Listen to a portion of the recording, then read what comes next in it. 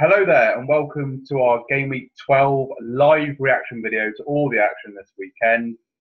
I'm here with my good friend Stevo. Stevo, how are you, mate? Yeah, good evening, Dan. Jason isn't here, as everybody can see, but there is a reason for that. It's got nothing to do with the fact that his free hit chip has failed. He's got a prior engagement. But me, I am loving this game week. Yeah, you are. I'm kind of like... So anyway, we're going to be recapping, obviously, the Game Week 12. We're looking at the top four in our league, looking at our own teams, just generally reacting, letting off some steam about the transfers we made. Although, from the sound of it, Steve, it sounds like you're just going to be singing your own praises with the transfers you made. But yeah, just generally talking about the results, how they've affected our teams and our mini league, and looking forward a little bit as well. So I'm just going to get the screen share up. I'm just going to look at our mini league. Yeah, so Jason obviously was top of the... Well, he's top of the league at the moment, and yesterday was 358th. 358th in the world. Mad. He, as you can see, he used his free hit chip, but it has been an absolute... It's been a disaster. I mean, this game week, we all thought that it would be a really good game week to either triple captain Salah, use a free hit chip. I mean, I think the reason why Jason... I can't wait to talk to him on our podcast next, but he was going to do a -8. So what he was originally going to do was Mitrovic, David Silva and Cedric out for Arnautovic, Martial and Trent Alexander-Arnold. Well, I've done the maths, and ironically, he would have just ended up on the same points anyway. So in total, even though Trent and Martial actually come up with 18 points, and that's probably including 2 bonus points for Trent as well. Because of the -8, that took him down to 12. Whereas Mitrovic, David Silva and Cedric, they got 12 as well. But it's all about what kind of... if he would have played Cedric and what kind of combinations we would have had. But either way, Jason would have ended up on the same points. And Cy Bellamy asked on our @Elite FPL Instagram page on our story, simply asking if Jay would be kicking himself. To be honest, I think he will be, because this free hit has not worked out at all.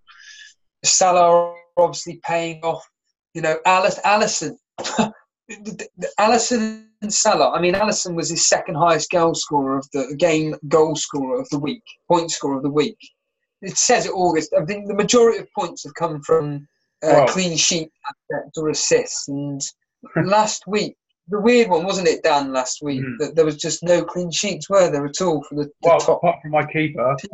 But he actually, I'm sure he won't mind me saying it, he actually tried to ring me yesterday morning and say about, because I was saying about me thinking about playing my free hit, and he tried to call me. I missed the call, and I was WhatsApping him back and forth. And I was thinking, but I'm the guy that's like 12th or 13th in the league, and you're asking me for advice. But when he said about his chip and the players he brought in, I was thinking it was a fairly decent move. But as you say, it's Salah, Alisson. He got Chilwell, got him in, got a clean sheet. But yeah, Kane, Arnautovic, Mane and Hazard, just rubbish, really. But, with hindsight. They're all logical. We'll go for the results and the actual results in a minute. But so when I did all these calculations, all this here, if you want to see, this was all done 30 minutes before the Manchester derby ended. So this doesn't account for any Mendy lost points on clean sheets or the Wolves clean sheets. So Jason, at the end of this game week, as it stood at the time, would have been 56 points ahead of Ben Towler. So if we bring up Ben Towler's team in second, he took a -4. I forget who he brought in now. He got rid of Madison, I think he did, or something. I forget. Yeah, Madison had the injury, didn't he? So that was the conundrum that's right. of many managers. Yeah, so he got rid of him. He was on 50 points at the time. He's back down to 43 because obviously Mendy lost his points and everything. Alonso in there with the points, and he looks like Alonso's going to get a bonus point as well, which is good. Robertson, he's going to get a 3-point bonus points. Mendy, unfortunately missing out. Harry Kane was the player that I tipped to actually be a player that I wanted this game week. Turned out that surprise, surprise, the history come up trumps in that game, going with a 1-0 victory to Spurs, and that was the 6th 1-0 victory in a row or something like that. Wow. Regarding a 1-0 victory either way, usually in Spurs' favour. So very strange goings on there with that result. Captain Mane, makes sense. Were you happy with Mane's performance? I mean, today, did he? I watched the game because I was just thinking I might as well watch the game because I got so much invested in it. And from what I was watching, Mane wasn't really involved really much. It was quite. When Liverpool got the second goal, it was kind of like Fulham kind of gave up a little bit. Liverpool kind of took it easy. But, yeah, Mane was a big disappointment, obviously, for Ben and myself and other Mane, and obviously captained him. But, yeah, it's leaving me to think that maybe Mane might be worth getting rid of him because there's other players out there. There's other players out there might be delivering more for the same amount of money or even better value. So, yeah, pretty disappointed with that one today, I've got to say. So on the third spot, and it's Terry Roos. So last night he had 4 points. Because he took a 4-point hit, he basically was 0. So today he got a total of, as you can see, of 40 points. When I writ this down, he had 56 points total. So he missed out on the Mendy and Edison clean sheets. He had Trent Alexander-Arnold, Alonso there. But again, another Mane captain. You know, it's a theme going on. He brought in Martial. Well, he brought in Martial last week, didn't he? Obviously, he came out with a goal today, and that's certainly a player which, annoyingly, I mean, we'll go to my team in a minute, but annoyingly, I'm 0.1 out from getting him in for Richarlison. I'm a bit annoyed at that, but there's nothing. Yeah, because Alexander-Arnold, going back to the Liverpool game, he took a free kick, he had a header in the first half that just went over the bar. He was quite instrumental in the game, and I think just looking at him now, 5 million, owned by 17.7%, pretty damn good value. Looking at the way he played today and the pictures coming up for Liverpool, so just the fact that he's a rotation risk, isn't it? That there's a lot of people. Yeah. So moving on to fourth, but the good news is it doesn't look like Connolly's going to be fourth anymore. I wonder why, because good old Steve-O here looks like he's going to be fourth. We'll look at my team in a minute. So 49 points, but with Aguero scoring, he's up to, 53 or something like that, Dan? John? Oh, it was on 45 points. 45 points, because of the loss of the Monday. My apologies. So 45 points, Alonso, Robertson were there, Hazard captain. Oh, what happened with the Everton game, Dan? What's going on there? 0-0. To be fair, I didn't watch it. I was playing football myself at the time, actually. But, yeah, 0-0. It was a tricky game at home to Everton. But Everton's rearguard hasn't really been that strong this season. So I was not expecting a clean sheet. I was expecting a Chelsea win. And I can see that, if you didn't have Salah, you wanted a differential captain. Hazard, a bit of a maverick move maybe, but I can see the logic behind it with the form that he's been in. But yeah, it must be pretty disappointing for Hazard owners that decided to captain him. But the rest of the team looking at obviously Aguero got his standard goal and then he got subbed, I think, with like 15, 20 minutes left. I'm not sure, but not the best week. And funny enough, his substitute, I think it was Gundogan. He was the one that came on and scored as well. So. Yeah, it was a 44 pass move apparently, so I'm looking forward to watching that. Sorry, any team fans that are watching, but I do appreciate good football. So on to my team, everybody. For once. The moment you've been waiting for. The fantasy gods have actually praised me and come upon me, and I've actually got something to smile about this week, and I am going to be moving up to fourth in our mini league, which is our cash mini league that we take very, very seriously. And I'm on 62 points now, I think. Or maybe more now. 60 points.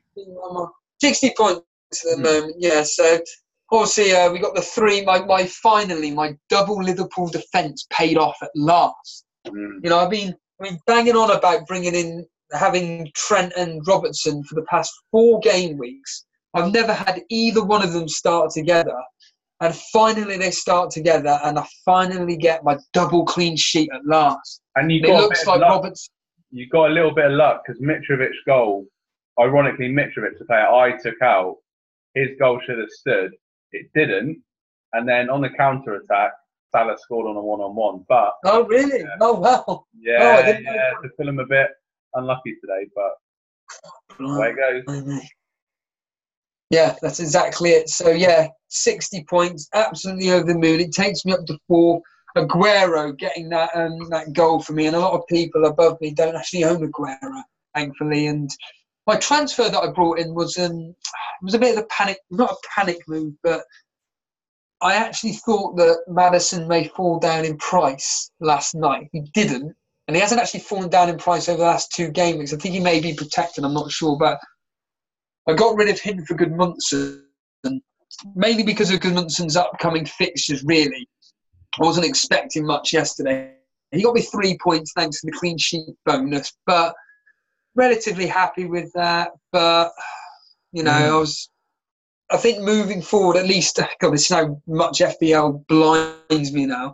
I've got a player for Monday Night Football at least playing. Very happy with my score. I will be going up to 4th, and it looks like my the only decision that I didn't make to come fruition, which I did originally have Richarlison in the team ahead of Brooks, but I just thought with the fixture, I just thought that maybe Bournemouth will probably do something at Newcastle. They didn't. And, I just a bit of a marked out man now. He had a bit of rough treatment up at St James's Park yesterday, but I don't know. I know my prediction was opposite, but I just had a feeling Newcastle would do something. And Rondon, back from the dead, a couple of goals. So, yeah, and Kennedy as well. So on to your team, Dan. 11th. How far have I got to scroll down? Kasper Schmeichel again, getting you a clean sheet and some save points, a bonus as well. Laporte Mende letting you down. No double Manchester City clean sheet. There was Doherty originally when I did this. He had a clean sheet. You're still our captain. Yeah, talk us for your team, Dan. Are you happy with your transfer? You took another -4 again. Boy, Pereira. As soon as I did it, I knew you'd be. But the thing, well, I'm not unhappy, but I'm not happy. I'm kind of, this game week, I looked at it that in the midfield, obviously, Maddison had that injury, which is a real sting in the tail to my plans. So obviously had to get him out. And then there was this thing about Carlton might be injured and might not play. So I kind of started to panic a bit then. Mitrovic had that tough fixture away to Liverpool, obviously. So I had to get him out as well. So it was a real... And then obviously, the thing that I've done wrong here is I've doubled up on Man City for a game against Man United. And as I was watching the Arsenal Wolves game and getting more and more frustrated, I mean, that game we should have lost about 3 or 4-0, to be fair. I was watching it and I was thinking, well, we lose, obviously we'll get points, but it's not going to bother me. But yeah, Pereira, I mean, I got him in. Fixture away to Southampton. Southampton just got battered 6-1 last weekend and they're not been doing very well. But ironically, he gave the ball away for the goal that Southampton scored. So that was a bit of a panic. But Glenn Murray, with the fixtures he's got coming up, needed a new budget striker, 6.6 million. Leicester, Huddersfield, Palace, Burnley.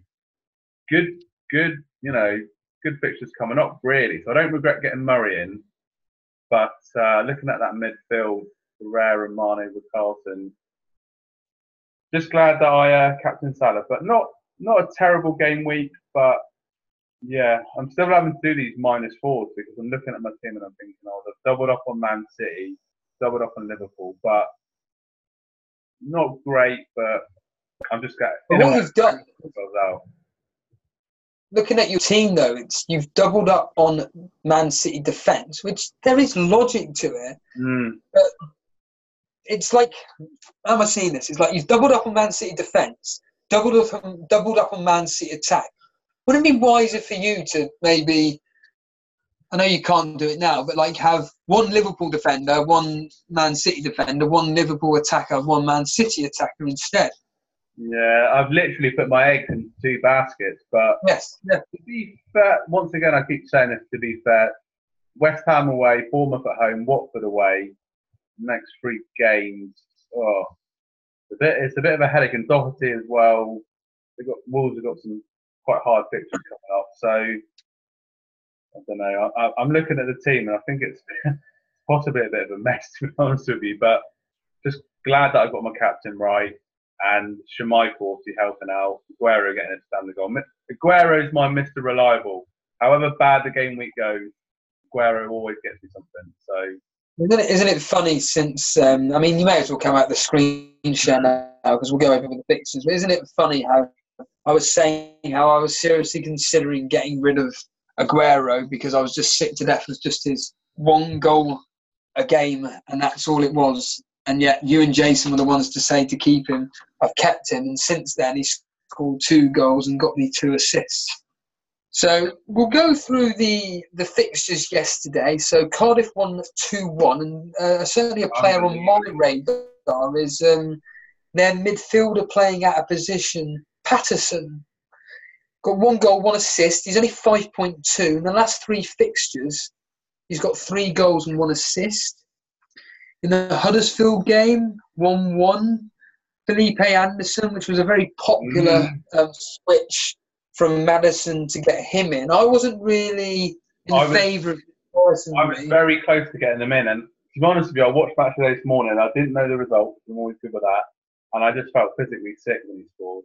I just thought Anastovic hadn't scored. Anastovic had a chance in the first half. Good save from the Huddersfield goalkeeper, 1-on-1.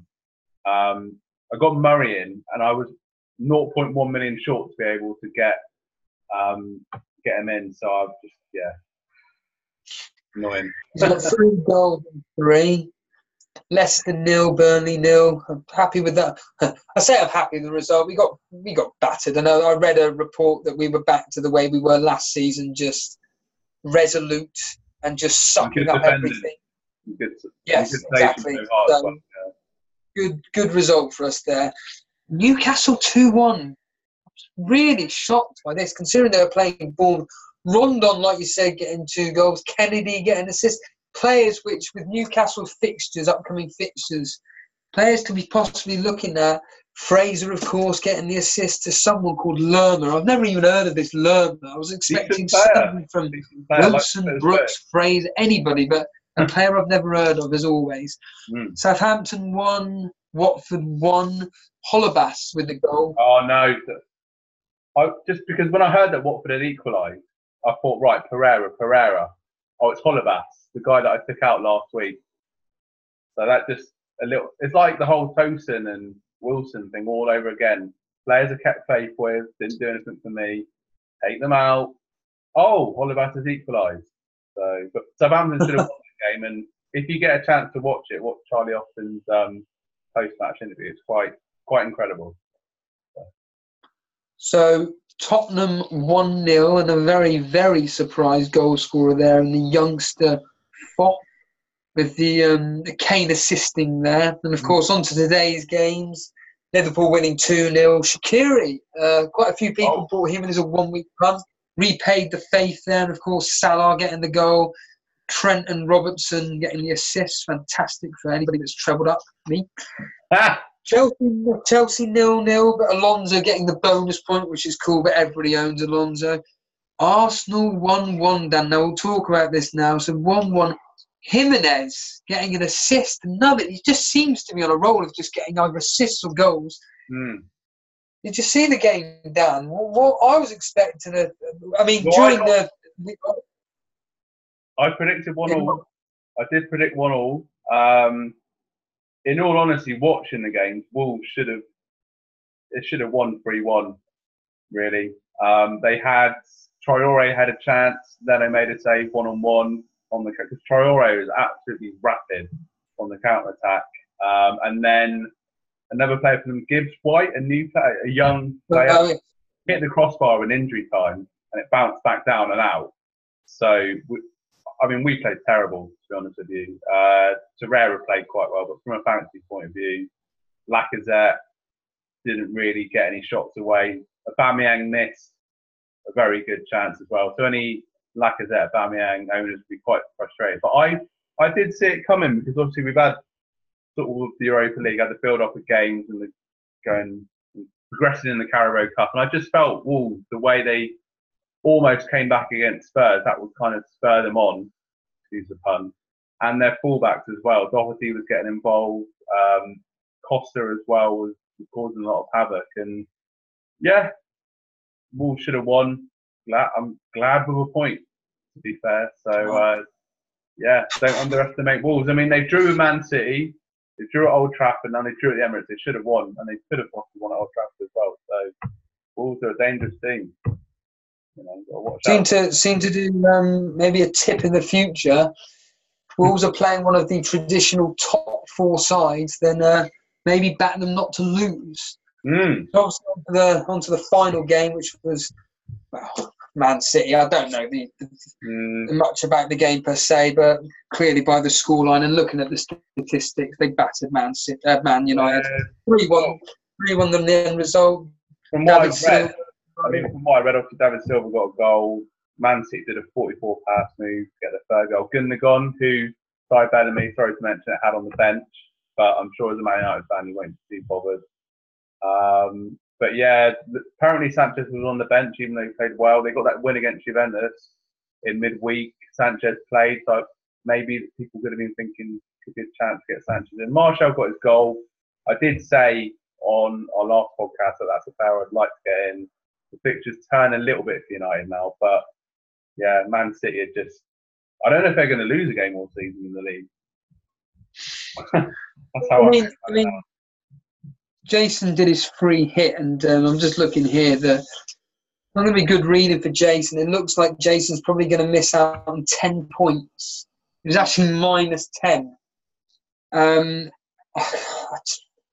still, for the life of me, think that he would have been better off. Probably, I mean, looking in hindsight now, the minus 8, yeah, it was the best decision. And even looking at it now, I think that he would have been better off doing his transfers, which was Mitrovic, David Silva and Cedric out, Brian Nautovic, Martial and Trent Alexander-Arnold. Still looking at that, and based on the fact that he would have got rid of Mitrovic and Cedric, I think for a minus 8 was worth it. But it's like we discussed, why he decided to go with a minus 8 when he's so far ahead in the league. Yeah. So well in the overall rankings, 358th in the world. It's ludicrous. It is ludicrous. And for him to all of a sudden, it's like something snapped in him. It's like self-sabotage, I think. Yeah.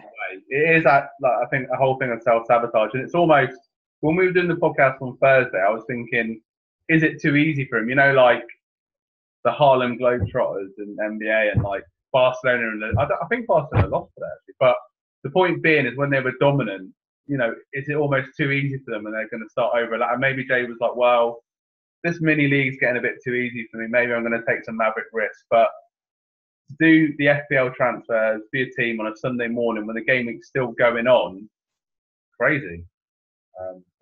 Yeah, and he's lucky that, and he's very, very lucky. He didn't even have Maddison in his team or anything. So he was lucky that he didn't have to, well, possibly, I mean, with all 2020 vision now, he could have had Maddison in his team and possibly taken a 12-point hit to cover that. But, yeah, it looks like he's going to, well, drop down in the rankings. He's still probably going to be, I'd like to think he's going to be in the top 1,000 still. Maybe even in the, I don't think he'll be in the top 500. You're completely right with being a self-sabotage. I just think that, I think Jason's probably, I think he admitted it, didn't he, on the last podcast, that he's more interested now in the overall rank, considering now, like I said, he's probably going to be, it looks, by my maths, basic maths, he's going to have a 66-point lead over, in our mini-league, over second. So he can take these maverick moves because he wants try and climb the ladder in the overall ranks.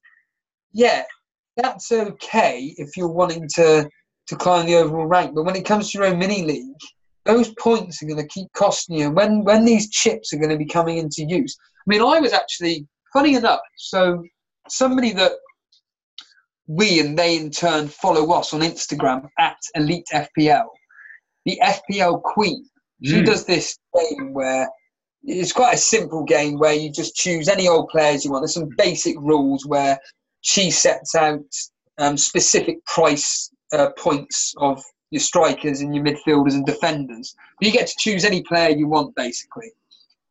And I actually did it for a bit of fun through our at Elite FPL, and I actually did really, really well. I may even be winning the actual competition because I chose players like Patterson, Danny Ings.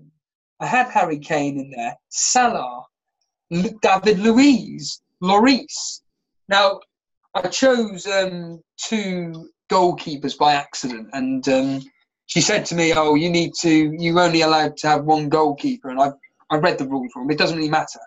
I originally had Joe Hart, so I just said, look, I think there's more chance of Lloris getting a clean sheet, so I'll just take Lloris instead. Hindsight, 2020 vision, should have gone for Hart. But I've done really well in that, and I was genuinely seriously considering doing a free hit this week. I'm bloody happy I did it, because the players that I would have brought in wouldn't have been any much different to what Jason did. Yeah, I mean, when Jason was messaging me on Saturday morning, I mean, I was in a frantic state about my team because I'd left it till Saturday morning. I was thinking Pereira, Anderson. I was just, my head was all over the shop, and I was like, who do I get up front and all this malarkey? But with the free hit shit, it's like my logic at the time was, well, hold on. Towards the end of the season, like if you remember last season, I think it was game week 34 when there was less games because of the FA Cup semi-final, sort of final, and I said, well, I'm going to save it for then. And you were saying about triple captain on Thursday in the previous podcast, but I was thinking of another fixture of a very strong team against a very weak team that hasn't been played yet, Man City Cardiff. So I'm going to save it for the triple captain, possibly save it then, or potentially a double game week. But it was tempting, triple captain Salah, but I'm glad I didn't. But yeah, the free hit shit, save it for then. But it's so tempting. For me, it's tempting because I'm kind of trickling down the league, up, down, up, down. I've had 2 green arrows the last 2 weeks, but... Can I ask, though, why you do this podcast every week? You're seeing Jason that's doing so well, doesn't take many hits, barring this week, but that aside. You talk to someone like myself who's doing okay I say okay, I'm claiming, 80,000 in the world. I'll be up to God knows what tonight. I'll be probably up to about 40,000 at a guess. I really don't know. And yet, you're not really listening. Well, I'm not suggesting for 1 minute you're not listening to what me and Jason are saying, but I'll ask you again, what is it with you and hits? Why do you feel like the need to do all this all the time? You know what? I used to love playing Championship Manager 0102 growing up, and all the games I just love making transfers. I think I'm addicted to making transfers. But to be fair, this particular game week, Maddison getting injured scuppered my plans, and Mitrovic away to Liverpool, didn't see anything. I think the real answer to your question is the lack of forward planning with my team and just looking at 2 or 3 games.